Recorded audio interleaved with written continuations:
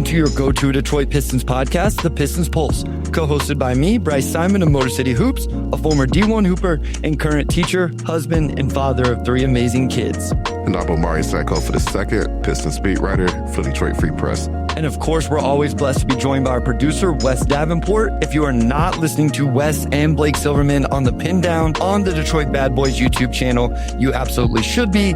And of course, make sure you are reading all of O2's work, following him on all social media accounts to get all the best Pistons beat coverage. And now the games have started up, I'm back with my raw notes analysis over games on the Motor City Hoops Substack, which is absolutely free. I will start doing some video breakdowns when I get a chance, probably in the regular season. And I've talked to some other people. I think I may have some other contributors coming in with different stuff throughout the season as well. As many of you know, this is our 200th episode of the Pistons Pulse. Much like we do things around here, not a big ado about it. No balloons, no huge celebration. We're just going to work at 7:30 in the morning, Eastern time, 6:30 in the morning, my time. The thing is, guys, we actually have a really cool guest spot tonight. We get to go join Nate Duncan, who's been a guest on this pod multiple times. He asked us to come on to his pod and talk Pistons. So we're doing that tonight. And so that kind of changed up our recording schedule. But O2, officially 200 episodes. Yeah, we kind of kicked around doing something special. And then it was like, let's just record and get into it. But it's crazy to think that we have 200 of these things. We're coming up, I believe, on the 4-year anniversary, which is just, a very big sounding number. But that has been fun. It's been a blast. I know that's come through to our listeners, but ideally, let's do another 200 and keep it going. And maybe we can figure out a way to honor this down the road in some way. 100%. So real quick from Chris over on the Motor City Hoops Substack, he said he's been a fan of podcasts in general for a few years. When he made the decision to find a Pistons pod to check on the regular, before I found the Pulse, I found a bunch without insightful hosts and a couple that had good content, but presentation that I wanted to avoid. So glad y'all aren't shouty or negative all the time. I see the pod on YouTube and have given a like to nearly everyone since. Thank you. You guys be like Chris. Give us a like. Got to say, my favorite episode so far was just a few weeks ago with Coach. A lot of layers were peeled back in that one. Congratulations to the whole team on 200. Looking forward to number 1,000. So thank you to Chris for that. I do think 2 of the really fun episodes was the one I got to do with Coach Jones, and also the one where we got to bring on Omari Sankofa II's dad. And we kind of got to peel back real layers, and you guys got to see us a little bit more in regards to those. But I thought that one right there just kind of explained, listen, we may not always be the most joyful. We may not always be the most negative. We may not be the most shouty or whatever, but I think we bring you real content. We're pretty diligent about it. I think we've only taken a week off, maybe once or twice in 4 years. And so hopefully you guys really enjoy the content we provide and would really appreciate you continuing to support us. So a few comments here. Cam says, good morning, fellas. Devon, I love this. The new job is strict over phones, so I'll watch after. Hey, what's up, Devon? What up, y'all, though? Yes, do not get fired just to listen to us this morning. Chuck Brewer, we'll get back to that. He says, good morning. Have a great and appreciative super chat here from Derek Brown, congratulating us on 200 episodes. Thank you so much, Derek Brown. I know Derek is a guy that's been supportive of our work and the Pistons Pulse for a long time. And while we appreciate all of our listeners, O2, it is kind of cool. There's some OG ones that have been around for a long time. I know I have one that goes all the way back to the Motor City Hoops podcast days. So we appreciate everybody. O2's mom's here. Congrats and good morning, gang. Morning, Mom. Thank you. M. Wesley 13, Bryce, as a Chiefs fan, do you find yourself saying, okay, Collinsworth, calm down, or do you like him glazing Mahomes all game? Listen, I don't listen to the commentary a whole lot. The other thing I'll say is Collinsworth essentially ruined a season for Jawan Taylor a couple years ago. So yeah, congrats to your Chiefs, by the way. I got to give it to you. I wasn't going to say anything. Listen, I literally had somebody email me, shout out Larry, hey, do your thing. Your Chiefs won. I wasn't going to say a word. All I was going to say was the Chiefs podcast I listened to was very respectful of Dan Campbell and the Lions and how Campbell goes about his business and how the Lions go about their business and all of that. So I will say, whether Lions want to hear this or not, a lot of Chiefs fans and podcasts and stuff that I know really, really respect the Lions organization and how they go about things.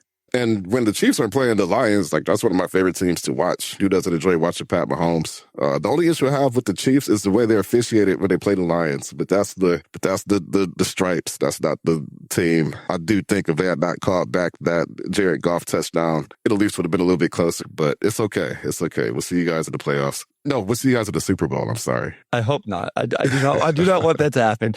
Chuck Brewer, it's thought out and not emotional. Always a great listen. Always try to listen live. Obviously, Chuck, we see you in the comments all the time.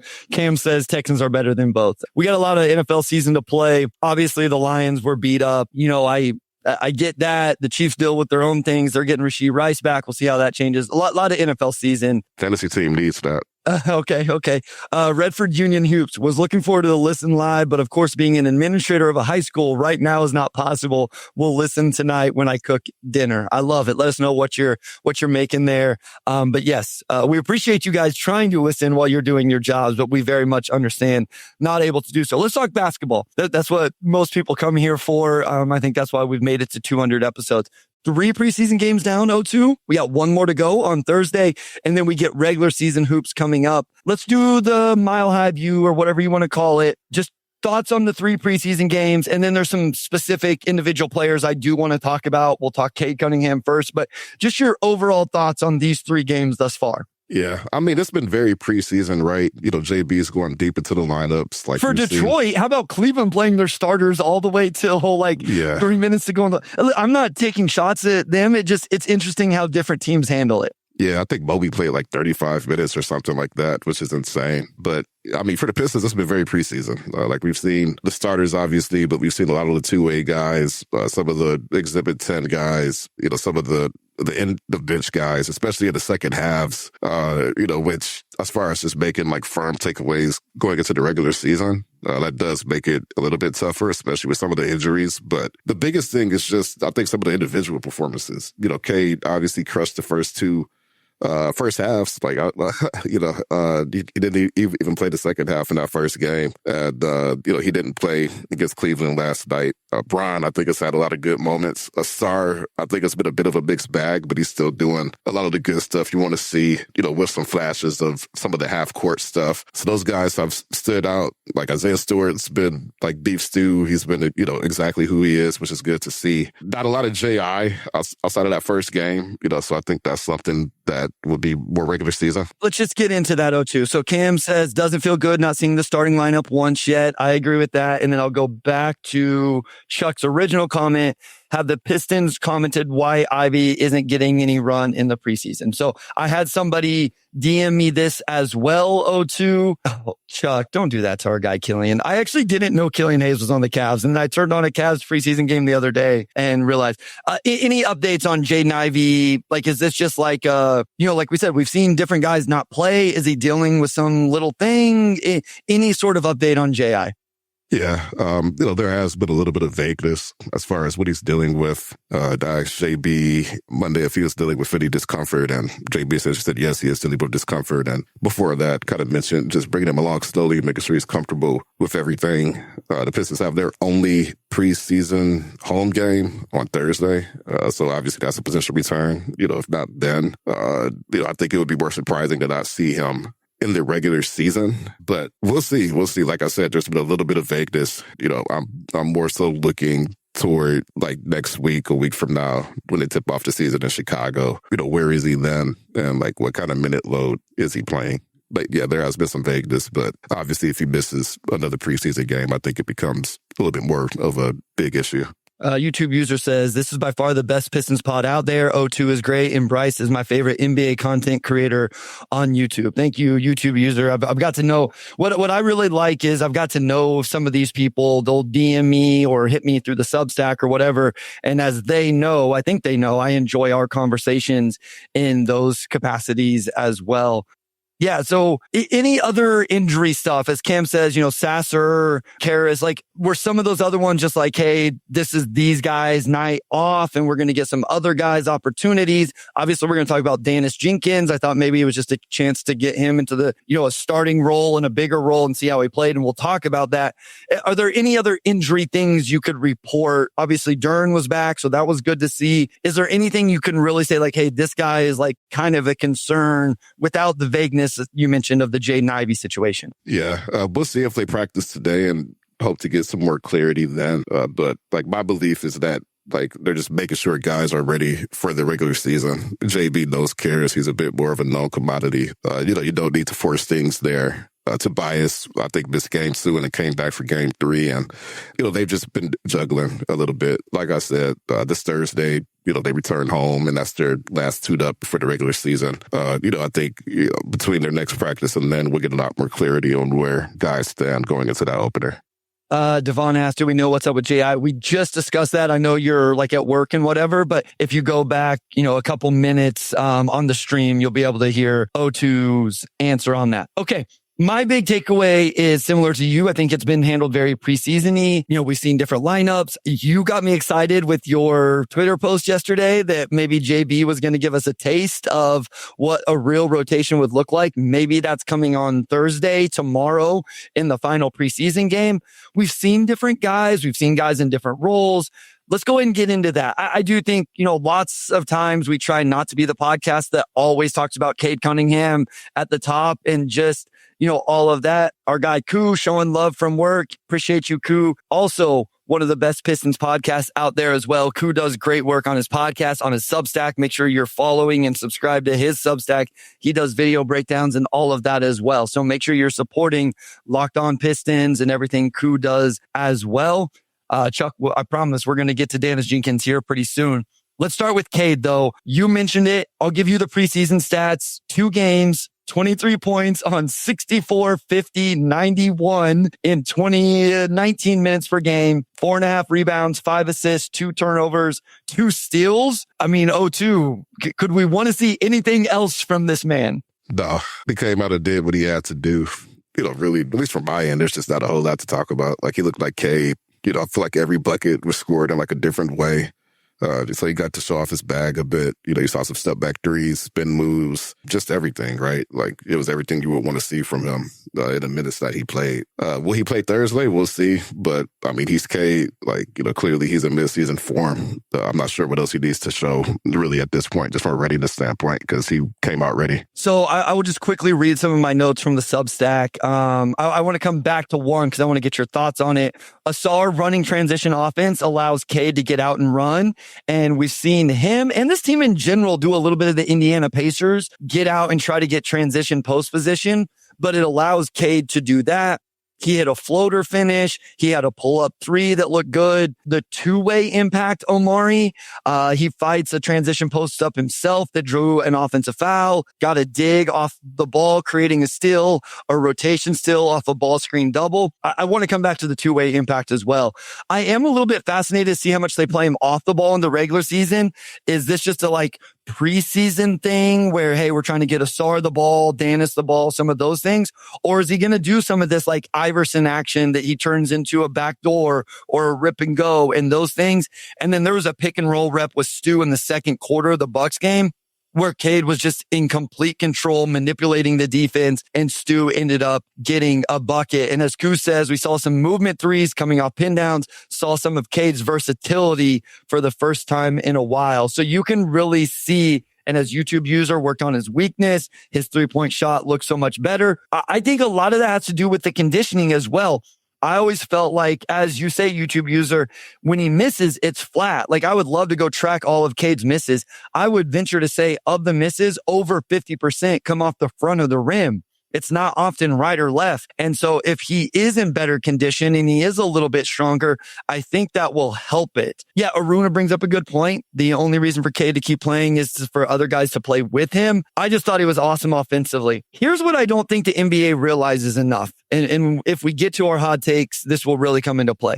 I don't think people realize how good Cade is defensively, O2. When we talk about other guys in his ilk, the Luka Doncic's, the Trae Youngs, those type of players, Cade is better defensively than those guys. Now, offensively, is he Luka level yet? No. But defensively, I don't know that the wide-ranging fan base of the NBA understands how much of a two-way player this guy is. And the other thing I want to bring up is they started him in this game on Bobby Portis. And what that allows you to do is start, if you want to, Ausar at the 4, but still let Ausar go defend guards.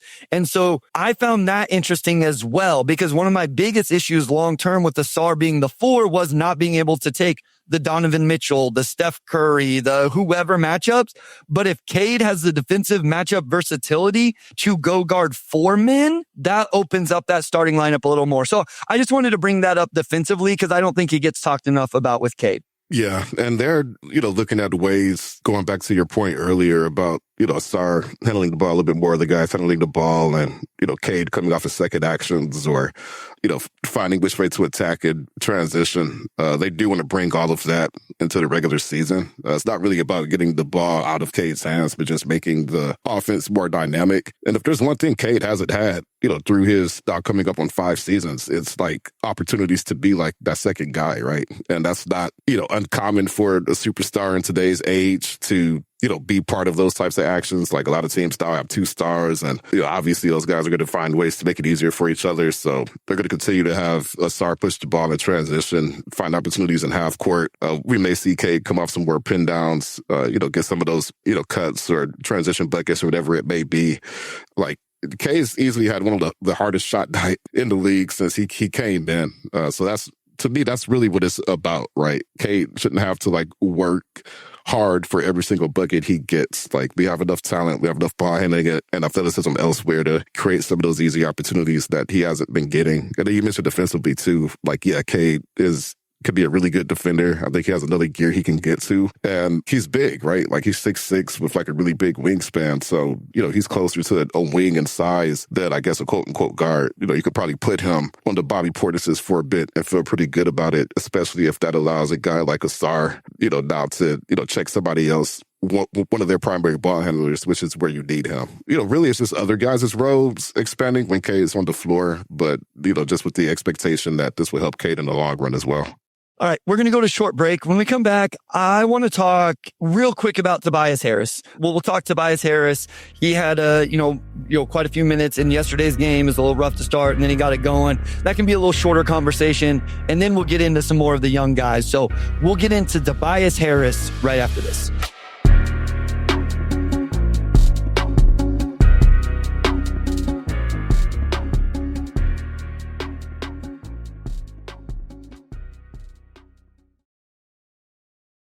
All right, we're back with segment 2. Tobias didn't play against the Bucks, but he came back last night in Cleveland. And really, he was the primary guy in that third quarter and, looked pretty great doing it. But he's had a good preseason in general, too. So, Bryce, I'm just curious what you've seen from the man that they call Unc, right? Yeah, Unc. That's what I get called at football practice from my players. They call me Unc. Will J says, "What up, though, Bryce and O2? Thanks for the show. Always appreciate your support, Will J."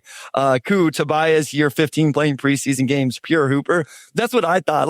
He played. Yeah, I thought he was done after last week. Well, he played into the third quarter on Tuesday night, and my thought was he struggled a little bit. He got blocked a couple times in the first half, and you could just tell he was to me, he wanted to go back in there and see the ball go in the basket and get a few buckets just to feel good about the performance. So real quick, his numbers through 2 games, 16 points on 56, 60, 75. We know he defensive rebounds.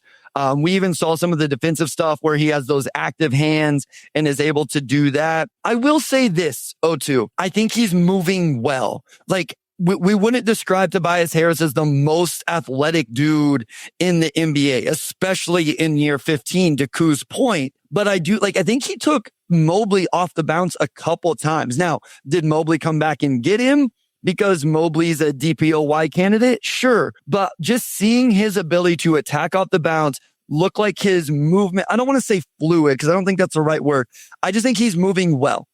You're always worried when you get a player this age, are they going to come back and look super slow or like they can't move or they lost the step from last year to this year? Now, it's the beginning of the year and best shape of my life season and all of that. But I think it is a very positive sign that Tobias seems to be moving as well as he is. Because at the end of the day, even though I'm projecting his numbers to decrease a little bit, his importance on this team does not.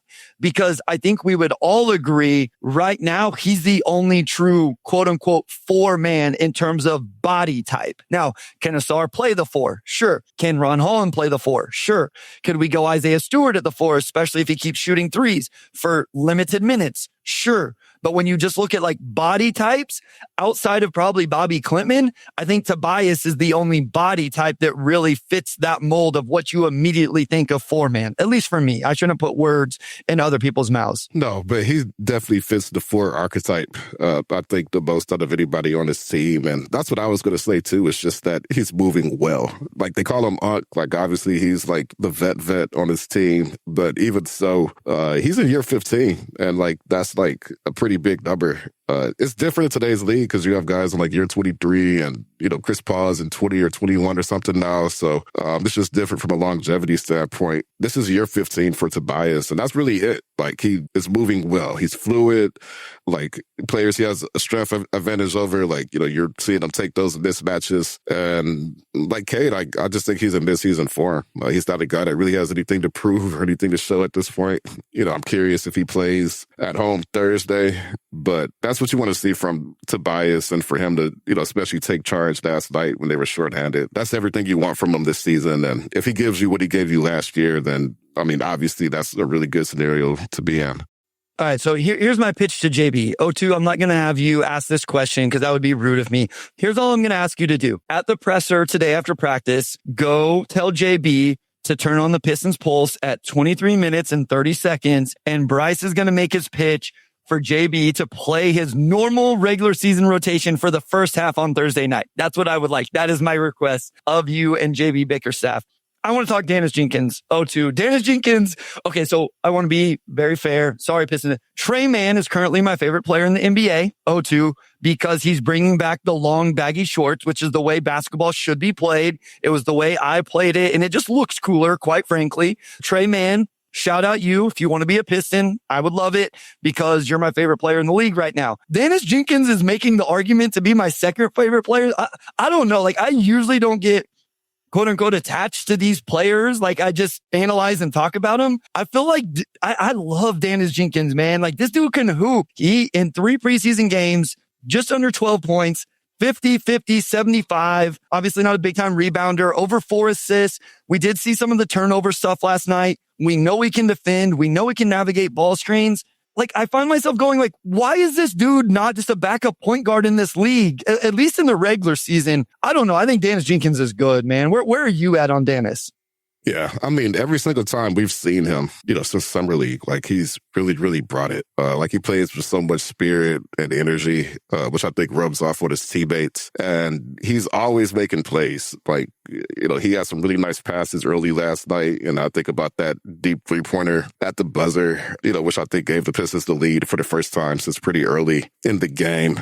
And you talk about like what you want just from a backup point guard in this league. And I think Daniss checks a lot of those boxes. I think he brings the spirit. He brings the energy. Like he's a pretty classic point guard in how he can run the pick and roll and, just move the ball in general. He could shoot it. I think he's had some good moments defensively and he definitely plays with a lot of energy on that end. I'm pretty much there too. Daniss has been good. Like he's, I think, done everything that's been asked of him and more. And like, especially just going into like the cruise season next year, like him and like I'll mention Tolu too because I think Tolu has played well, but Daniss especially, I agree with you in that he's done a lot of what you just want from a backup NBA point guard in general, and it would be interesting to see him in that type of role. So I don't know, like I think where I'm at is like I think he's definitely a 15-man roster spot player, which if you can keep him on a 2-way, like it's fine. And I don't necessarily want the Pistons to use their 15th roster spot on him yet because it's like they could still use some more floor spacing. We all know the elephant in the room here and what happens with Malik Beasley. And, if you get into a trade situation and need to take back one more player and all of that. So like, I'm not like necessarily pounding the table for that. I think where I'm at is like, I definitely think he's at least a 2.5 point guard, which means like, I'm not fully sold. He's your like 2 deep second string point guard, but he's at very least the 3rd point guard, right? Like if somebody's out, somebody steps into the starting lineup, he's your backup point guard on that night. Like the Paul Reed. Like, can he be the Paul Reed of the point guard room? You know what I mean? And I think that's an important role to have on your team. And maybe you just get that from your 2-way spot, right? Like maybe you don't need that guy on your 15-man roster. But man, I don't know. Every time I watch him, I get a little closer just saying like, just play him as the backup point guard.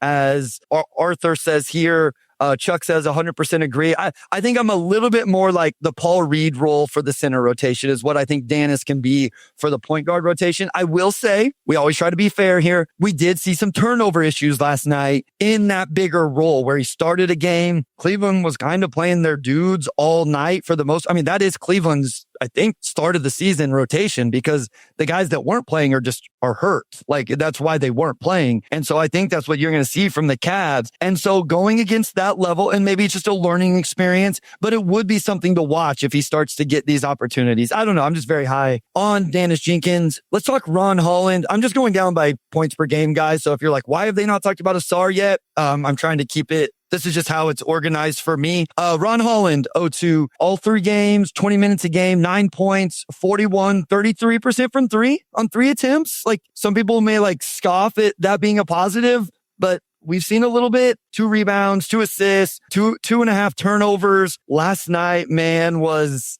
a very roller coaster game for Ron Holland. I was like, oh my God, this dude is amazing. And then it was like, oh, there's a rough turnover. There's a rough attempt. There's a foul. Oh, come on, Ron, rein it back in. I think we know there's going to be a little bit of that, but your thoughts on Ron Holland so far?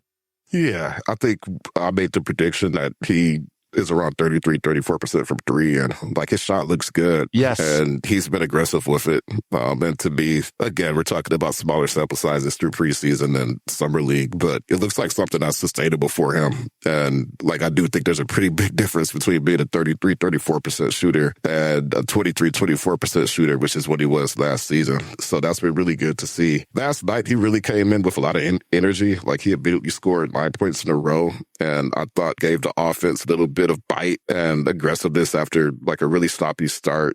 He knocked down the 3-pointer. He had the drive, into a floater and one. Just like a lot of really good plays, but then also like over the course of the entire game. Like I think that that first quarter when he checked in was probably his best stretch. And he probably ended up shooting like... He was so good to start that. Like he was really good to start and then it just kind of fizzled. And I think he shot like 3 for 10 or something. But like that wasn't a normal game for him, like only because the Pistons really had none of their primary ball handlers. So, I think he had the ball more than he'll ever have it during the regular season. But like with Ron, it's always just been about maximum effort, right? And like I think that's what allowed him to play almost 82 games last year, which is you knew every time he was going to check in, he was going to make some sort of impact, either offensively or defensively or both. And we've seen that through preseason. But again, the biggest thing with him, I think, is just that outside shot. And for him to be knocking down 1 out of every 3 definitely makes him a lot more dangerous because the handle and line drives, is fine. Like he's a good finisher at the rim, was last season as well. And I just think you'll see those other aspects of his game pop more as he knocks down more 3s. So that's been the biggest takeaway for me is really just that he's hitting more of those. I think that was the start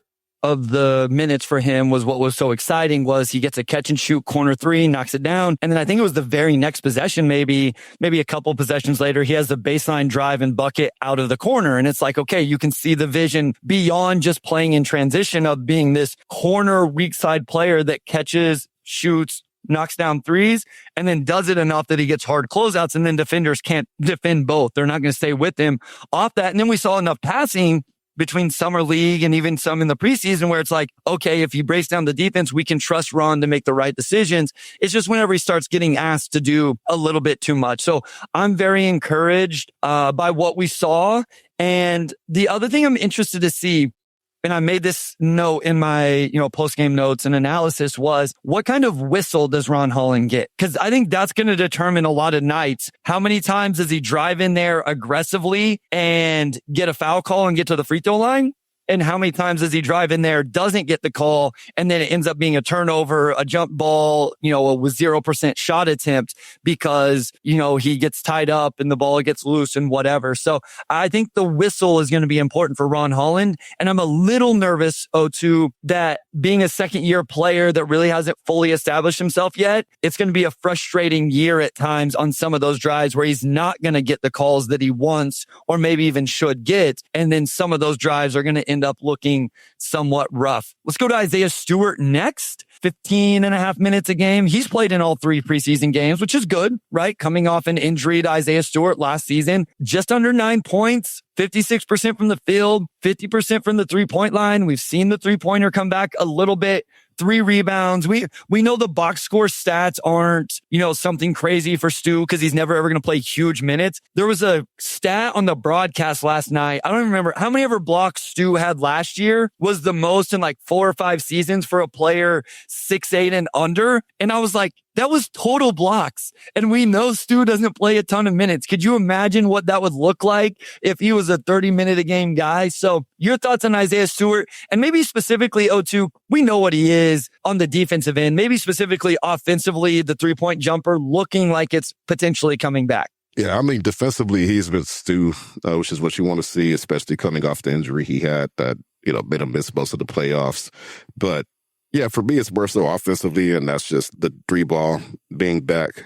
He didn't take that many of them last year after he took well over 100 through the 2 seasons before that. And, he and JB have both been pretty clear about him getting back into that role a bit this season. And I've talked on the pod before, just in general, like going from year 1 to year 2 as a staff, I think naturally you begin to expand roles for certain players as you become more familiar with them in their games. But yeah, I mean, Stu's a guy that's going to give you 110% effort for the full 20 minutes he's out there, which, you talk about being a guy that's not going to play as many minutes on a team with Duran. But I think along with that, his minutes being in that range just really allows him to go all out. And I think he goes for blocks that he wouldn't go for if he did have to play more minutes and be more concerned about fouls or whatever it may be. But yeah, again, the 3-point shooting is the big change for him this season. It's something that they're going to need with some of the lineups that they want to run, particularly with Ausar and Ron Holland. I think it's tough to play those guys with Duran, but like with Stu shooting threes, it opens things up a lot. And other than that, like he's a known commodity, right? I think you just want to see him get back to, who he was, and that's what he's done. Downtown Deuce says, hit the like button, everybody. Appreciate Downtown Deuce's support. Make sure you're supporting Downtown Deuce and everything he's doing and all the content and everything he's putting out there. He does a lot of great stuff. So make sure you're following him on all of that. Downtown Deuce, put your stuff in the comments here. We'll make sure we push that out. And Wesley 13, is there anything more deflating? Is there a more deflating play than getting your dunk blocked? I don't know about you, O2. I didn't really live in that world as a player, especially after high school. And I was the most athletic player in high school, so that didn't happen much. And then I was no longer the most athletic player in college. For me, it was missing wide open threes. Like if I had a wide open 3 and I missed it, that was deflating. Or I know this one's going to sound weird, but just like making an incredible passing read or pass and your teammate either dropping it or missing the easy shot, right? So like you come down, you read the defense, you manipulate the defense, you whip this pass, to a cutter or something like that, and then they drop it or they blow the layup. That stuff always really got to me. So I don't know if you have any thoughts on that one, O2. No, I was just going to say, when you're not like the point guard or whatever, like especially in lower levels where I think the positions are a bit more defined, like you don't get those opportunities to throw nice passes all the time. So, I think you probably feel that loss more because it's like, I'm not going to be able to throw too many of those passes. So you need to make it when I actually get it to you. But no, I mean, that's the only thoughts I have on that, really. Ku says Stu's shooting threes has become more of a priority because of their want to play Ausar and Ron 100% Omari. Let's talk about that real quick. I think I had a note from the game. The Ausar, Holland, Stu lineup is going to cause some havoc. They get after you defensively, rebound, Ausar and Holland getting out in transition. And we got a little taste of that at the end of the first quarter where Detroit makes a late run.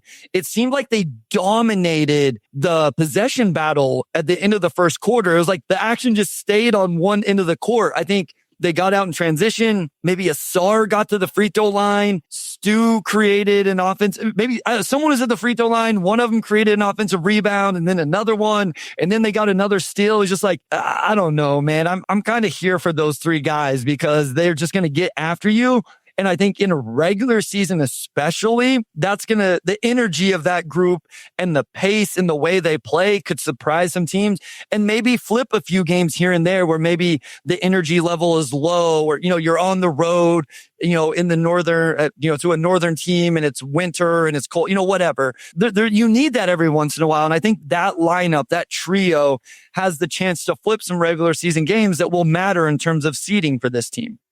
Yeah, I think we've seen a bit of like the first and second units having different identities and a lot of that second unit like having its own, I think, more chaotic wrecking crew type of energy. It's just, you have Ausar, you have Ron, and you have Stu. And, those guys, I think, could just overwhelm teams in their own ways. But anytime you have Ron and Ausar on the court, and through preseason, it's been noticeable whenever they played together because it just seems like the pace of the game just goes from here to like here. And they're forcing turnovers and getting easier buckets. And that's something that could really be a strength for them next season to be able to bring those guys in. And, they're going up against opposing second units, but they come in with a very physical, very athletic pace.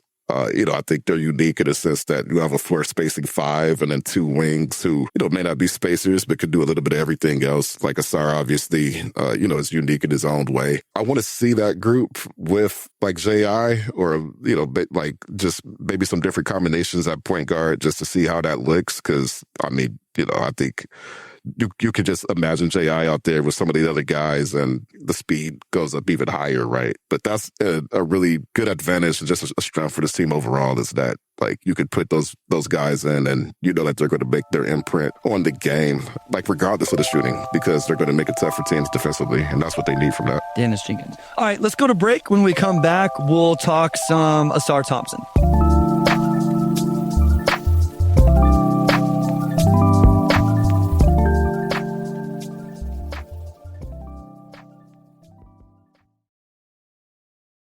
All right, we're going to talk about Ausar here in segment 3. I'll give a quick stats, O2. So 20 minutes a game, 8 points on 47, hasn't hit a 3, taken 1 a game, it looks like. 41% from the free throw line, which isn't great. Of course, I will say he's getting there almost 6 times, which is second behind only Tobias Harris. 5 rebounds, just under 3 assists, 2.5 stocks, 1 turnover. I want to start here because offensively, we could potentially, I'm not going to say it's going to skew negative, but there could be some areas of growth on the offensive end as we talk through what it looks like running ball screens, all of that. So I want to start so we never lose sight of this.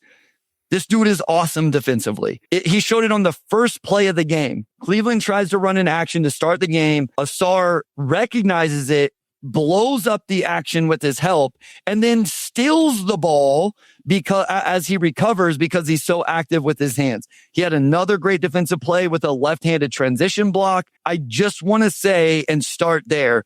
Ausar is awesome defensively. I think if he has the minutes and the games played, he will very much be in the all defense conversation this year.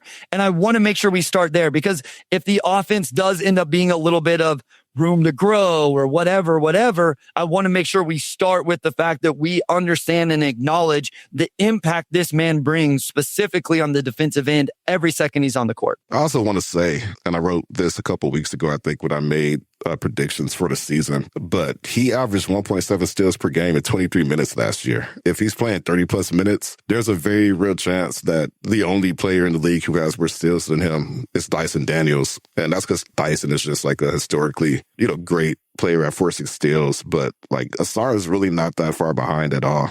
And Ausar is straight up just better, like guarding solidly than Dyson James. Like Ausar is just better at the point of attack than Dyson is. Yeah, he is. Like, and nothing against Dyson at all. Like, I really like him as a player, but a lot of the DPOY attention he got, I think, was more so because of the steals. Because, well, I've said this before. I also think my view is a little bit biased because, like, he just can't defend Cade. Well, you realize how that it skews your thought process on things, right? Whenever you see him, Atlanta has to double Cade because Dyson Daniels can't defend him one-on-one. Like he's just too small. Yeah, I love Dyson. I want to be clear. I love Dyson. I'm not trying to get on a Hawks Reddit and, people, like, I'm not throwing shade at Dyson. I had Dyson as a top, to be clear, I have Dyson ahead of Ausar right now in my defensive player rankings. Like, I think Dyson is awesome, but like at the point of attack, the all-around versatility, all of that, if that gap is completely closed this year, I would not be surprised between those two defensively.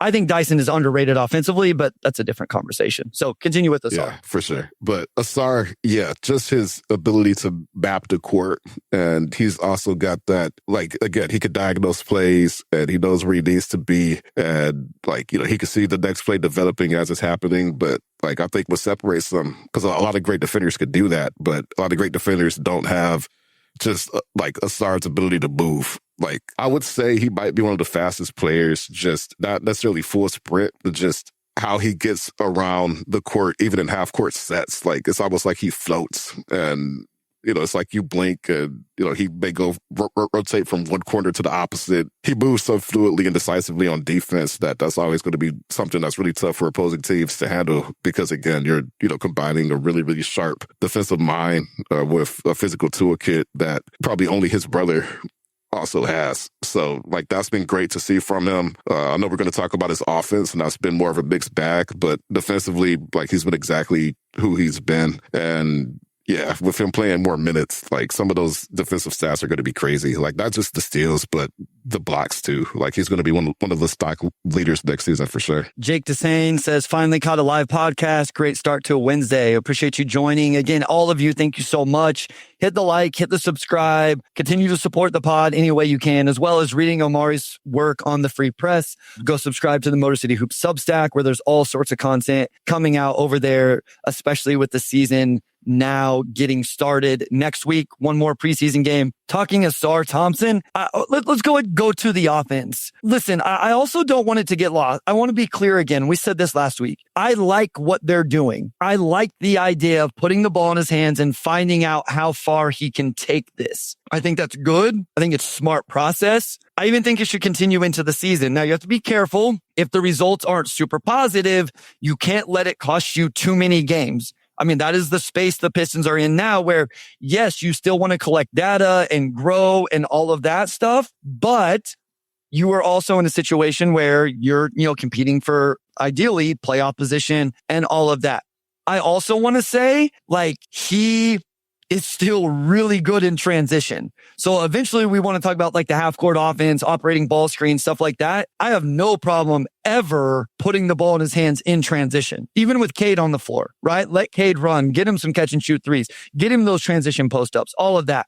Ausar should absolutely be getting the ball in transition. I stay steadfast in that. I do think some of the half court offense stuff has been interesting because the handle is a little bit loose to me, O2. And so like it allows defenders, even if he's going to beat them, it allows defenders to get a hand on it. It allows help defenders to get a hand on it, all of that. So I think that's been my biggest takeaway, as Koo has been talking about in the chat. Like he's drawing fouls and his free throw rate and all of that, even though the percentage is low, defenders are having to foul him. I think he can be really, really good at this. I do just think the handle has to tighten a little bit and he's got to figure out the nuances of some of these drives. But I like the process. I like they're doing it because I do think it helps maximize Ausar as an all-around player and his value. Definitely. We've seen Ausar in transition. He is very dangerous in transition just because of his speed and athleticism and ability to find his teammates. I think that's been pretty established since the start. Like as you said, it's more so the half court where I think you can see the limitations of his handle. It's a little bit loose. And then I think you can kind of see that discomfort for him as well. Just having to be in that pure creator role and not necessarily just, make the right play for himself, but also be aware of what all 4 teammates are doing as well. Some of that, he's doing some stuff he hasn't been asked to do at an NBA level, and there's going to be growing pains. So I don't see that as like inherently problematic. They're very much trying to just expand his game. I think the expectation is that he'll be better at it in January than he is now, and then he'll be better in April than he is in January. And he's had moments in like half court where he's made good plays. Like, again, like whenever he has the ball, I think he's always a threat just to draw a foul, just because like he could get to the rim so quickly. And I mean, just his leaping ability, like a lot of times he's going to get fouled. But as Ku mentioned, like he has to get better at the line too. Like he's been around 62, 63% at the line through 2 years. And he's been around 40% in preseason. I think he was 5 for 10 maybe last night or somewhere around there. So there's some things to nitpick for sure. But outside of the free throw shooting, yeah, the handle could come along a bit more. And I think also just, even if the handle doesn't come along, like he could just become more comfortable in general in that role. Because right now, I think you could tell that it's something that he's filling out and it's something that he's being asked to do for the first time and getting used to it, at least at the NBA level. So I had a few more like detailed notes from the Bucks game. So I just want to go through those. So I think just the nuance of operating ball screens. So there was one in the Bucks game. He's operating with Stu. The defender's going to go under screens with Ausar because Ausar can't shoot right now from the 3-point line. So he knows that. So when a defender goes under a ball screen, you either step behind and shoot it. Not really an option for Ausar, or you immediately reuse it. He reused it, but he went way too fast and Stu wasn't able to flip his hips, lower the set of the screen to get contact, and the defender just went right back underneath.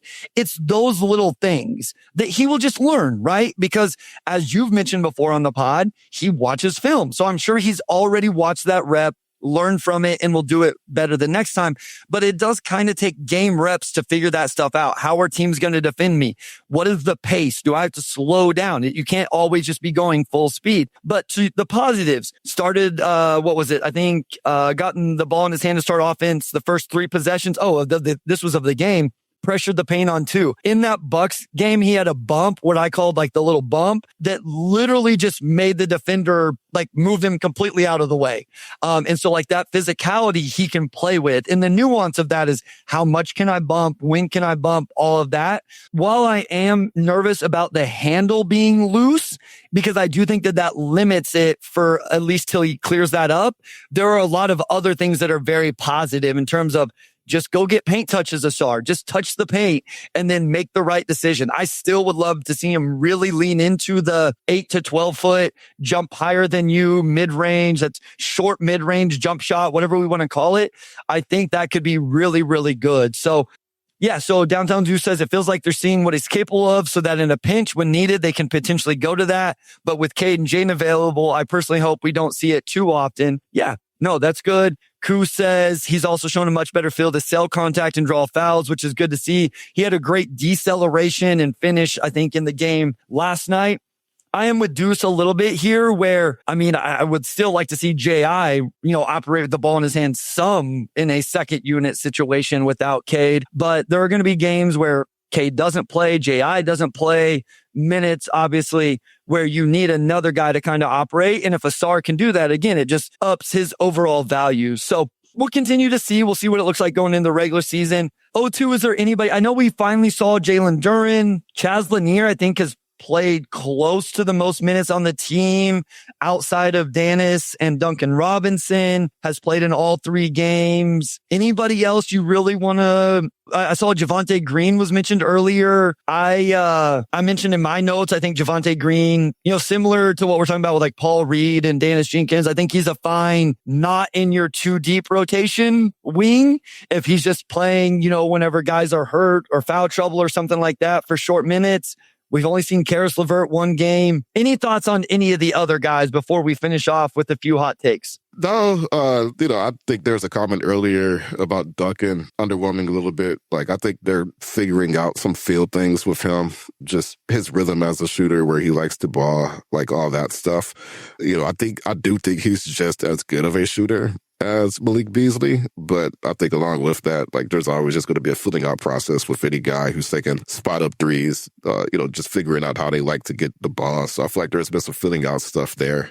Otherwise, can I touch on Duncan real quick? Yeah, 29% on just under 5 attempts. So people that were, I don't think the volume's a worry. I think what you just said is the biggest thing. He's not the same type of shooter as Malik Beasley. I think when I went and looked, I did the numbers in terms of like, he wasn't as good off the screens as Malik was. Like maybe it's a little more catch and shoot. So figuring out where he gets shots, how he gets shots is going to be important. I think he's willing to take the volume, obviously needs to knock him down. I think the other aspects of his offensive game have been decent. You can see how he can leverage his shooting and he's a good passer. I think in every game, he's had at least one where he's like gotten to the baseline or the paint and then found a teammate out on the perimeter. He rebounds the ball a little bit. The defense is always going to be a concern. He's always going to be a guy that can get hunted a little bit. So it will be interesting to see how quickly they can figure out where his shots need to come from. Absolutely. And Koo mentions he had the DHO with Duran, drove baseline, and then hit Ausar with the, bounce pass cutting. And yeah, we've seen some of that secondary playmaking from Duncan, which like we knew he could do that coming in, but also to see it, I think is really big.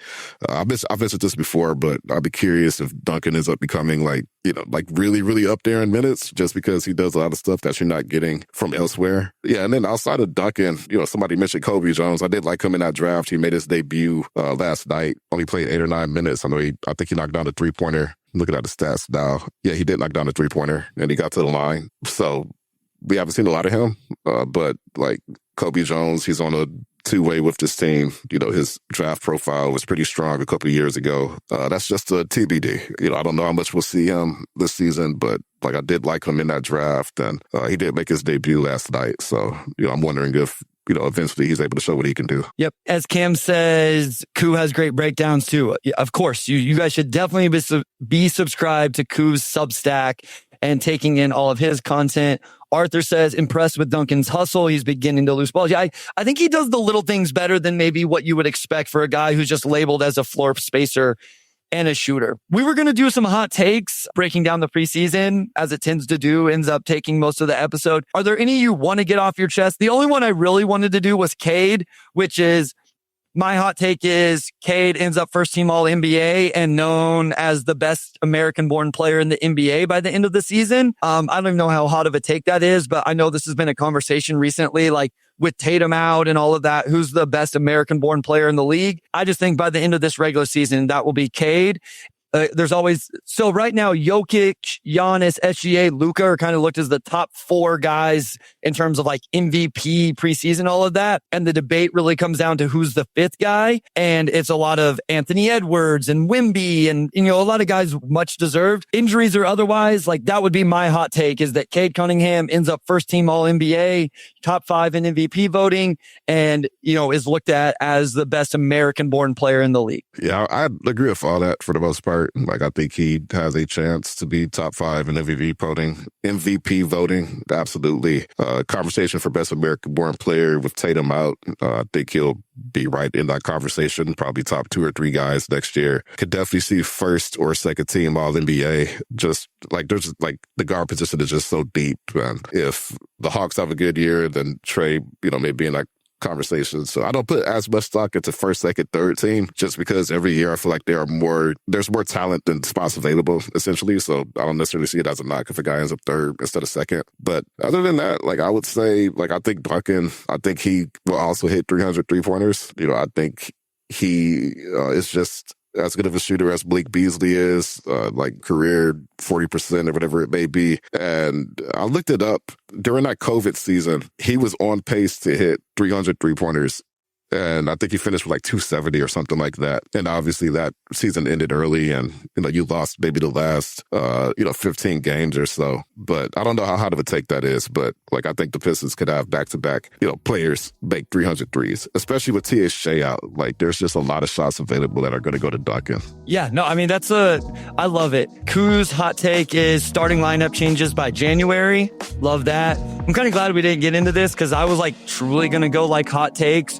And I don't think I want to do that with what I was going to have with J.I. and J.D. or some of the others. So I think it's better off if we just stop here. I don't know when we'll record next, guys. I was just looking at the schedule and Their first game is on Wednesday, a week from today. So that's exciting, but not ideal for when we normally record.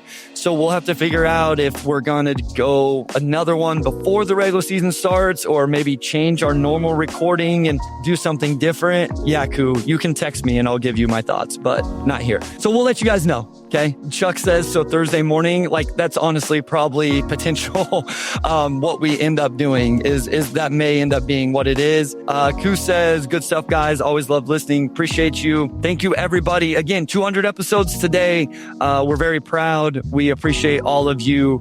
O2, take it away, my guy. Yeah, we'll throw ourselves a 200 episode party at some point later. Yes. We need to make that happen. Big thanks to our audio producer, Robin Chan, our editor-in-chief, Nicole Avery Nichols, our executive producer, Bill Bradley, and big thanks to Wes Davenport as always. We'll talk to you all next week.